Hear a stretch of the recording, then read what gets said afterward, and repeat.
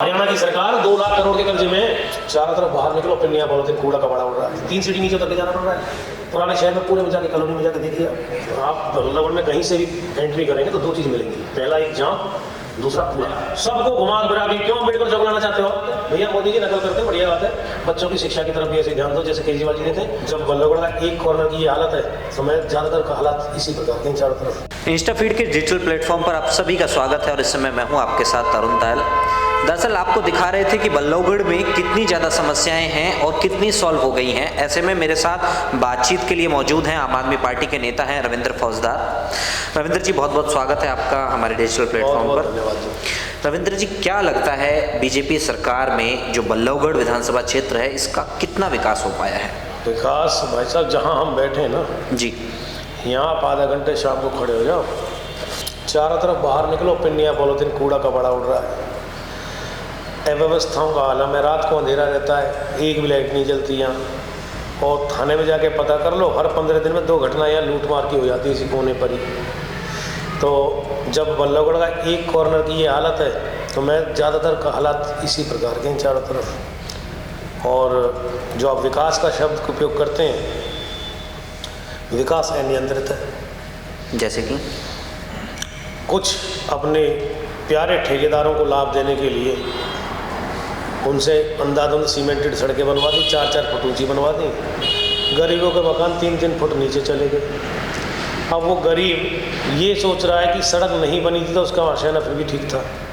आज वो इस चिंता में है कि वो अपने के बच्चों को पढ़ाए, बच्चों की शादी की तरफ पैसे को खर्च करे या इस मकान को तोड़ करके दोबारा बनाए लोन ले करके। नहीं, देखिए, अगर हम पिछले वर्ष की बात करें तो जब आप मुद्दे उठाते थे कि उन गलियों में पानी भरे हुए हैं, अब आप कह रहे हैं कि उन गलियों में जो है 1.5 फीट ऊंचे जो है ये आरएमसी रोड है, तो फिर ये कैसा विकास चाहते हैं? भैया, हम ये विकास चाहते हैं कि पानी की निकासी की व्यवस्था हो, सड़क नीचे ही करके बनाई जाए। 3-3 फुट मकान नीचे चले गए, उसका क्या करें? मेरा आशियाना रहेगा तभी तो मैं सड़क के लिए कुछ करूँगा। मेरा मकान नीचे चला गया, अब मैं उस सड़क का क्या करूँ? 3 सीढ़ी नीचे उतर के जाना पड़ रहा है। पुराने शहर में पूरे में जाके कॉलोनी में जाके देखिए आप, एक 25 लाख रुपए की लागत से सड़क बना दी। गली के अंदर 250 मकान हैं जो ऊँचे नीचे हो गए।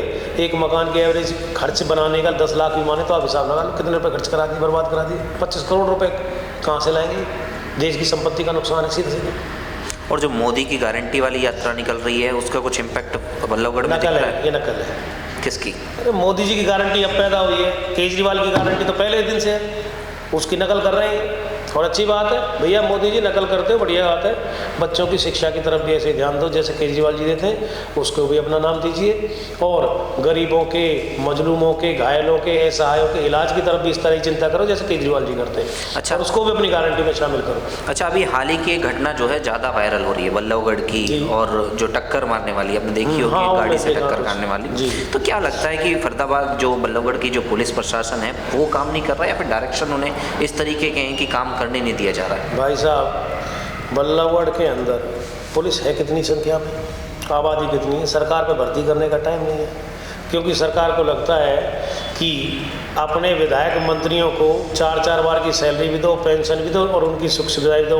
उनके घर में फ्री की बिजली भी देनी है मंत्रियों के घर में। विधायकों के घर में आपको नौकर की भी तनख्वाह देनी है, उसको पेंशन भी देनी है 2 बार की पुरानी विधायक को। अब फिलहाल वो 2 बार विधायक रह लिया, आज फिर है तो 2 बार की पेंशन और 1 बार की तनख्वाह। इतनी सारी चीज़ों को मैनेज करना है तो सरकार को कहीं पर भी लोगों की सुरक्षा में पैसा खर्च करने के बजाय कहीं ना कहीं अपने विधायकों और जो पूर्व विधायक जो भी उनके रहे उन सबके शौक मौज पूरा करने के लिए ज़्यादा चिंता है। अच्छा, अगर हम बल्लभगढ़ के छोरों की बात करें, जहाँ जहाँ बल्लभगढ़ के किनारे हैं, कहीं से भी आप एंट्री ले लें, जाम की भयंकर कंडीशन मिलती है, तो इस पर क्या कहेंगे? आप बल्लभगढ़ में कहीं से भी एंट्री करेंगे तो 2 चीज़ मिलेंगी। पहला एक जाम, दूसरा कूड़ा और तीसरा ठेका। आप किसी कोने से आ जाएं, वहीं शाम के टाइम शराबी लहरते किनारे देखते देखते भेड़ बेटिया का निकलना सुरक्षित नहीं है कहीं पर भी।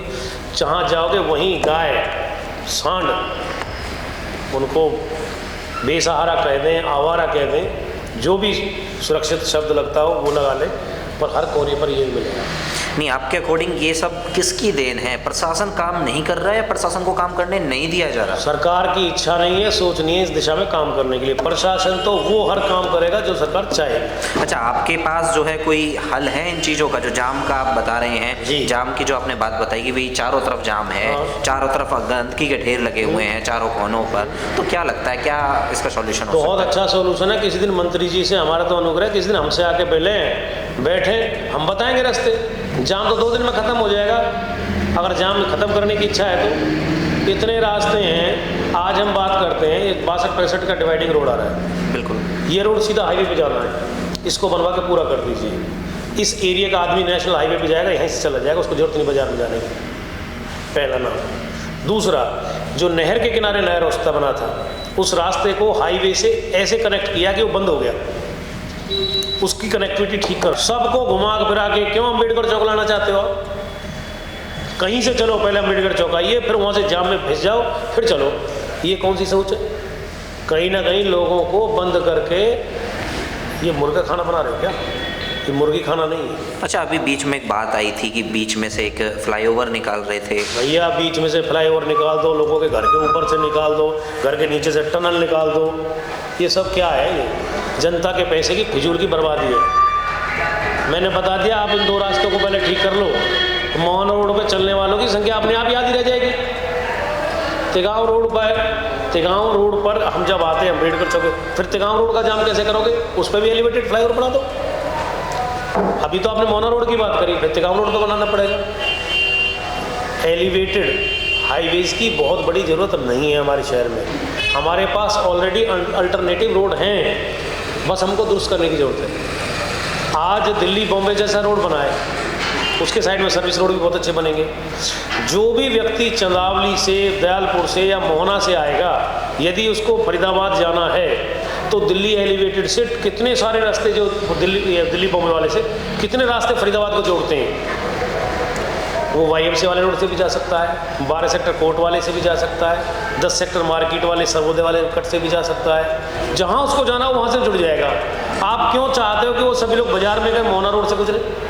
और जिसको बल्लभगढ़ में आना है वो तो बल्लभगढ़ तब भी आएगा, काम के लिए आएगा ना। क्या लगता है कि क्या है ऐसा जो सीधा बाजार से टच करना चाह रहे हैं? भैया बाजार से टच नहीं करना चाहते, ये हरियाणा के ऊपर हर व्यक्ति के ऊपर कर्जा और बढ़ा रहे हैं सरकारी। वो कैसे? आज ऑलरेडी मतलब फरीदाबाद और ऐसी बेसिरपुर की योजनाओं से ही है वो। यदि योजनाएं ठीक बनाएंगे तो ये कर्जा नहीं होगा, और कर्जा नहीं होगा तो इनको मजा नहीं आएगा। अच्छा, अगर हम बल्लभगढ़ की बात करें तो बल्लभगढ़ के जो युवा वर्ग हैं उनकी रोजगार की क्या कंडीशन है? रोजगार की कंडीशन ये भैया, फौज की नौकरियां खत्म, अग्निवीर, पुलिस की नौकरियां खत्म, वो बना दिए रिटायर्ड कर्मचारियों को, उसमें वो लगा देते हैं टेम्परेरी ठेके। ठीक है भाई, मैं आपको बताना चाहता हूँ, अपने सभी दर्शकों को बताना चाहता हूँ, हमारे इस देश के अंदर प्राइवेट नौकरियों में पहले ठेकेदारी की परंपरा कौन लाया?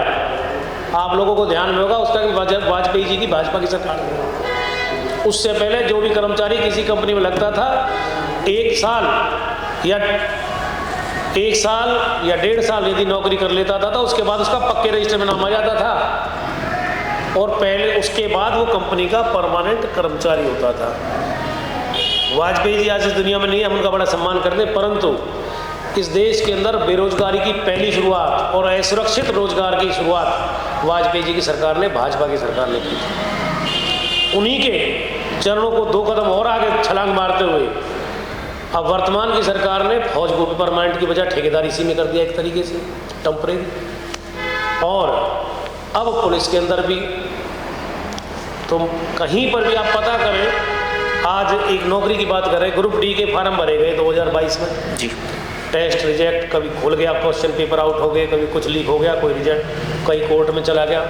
ग्रुप डी की दोबारा भर्ती तो नहीं है सरकार में, 10 साल में 1 बार हुई है बस, दूसरी भर्ती आज तक क्लियर नहीं है।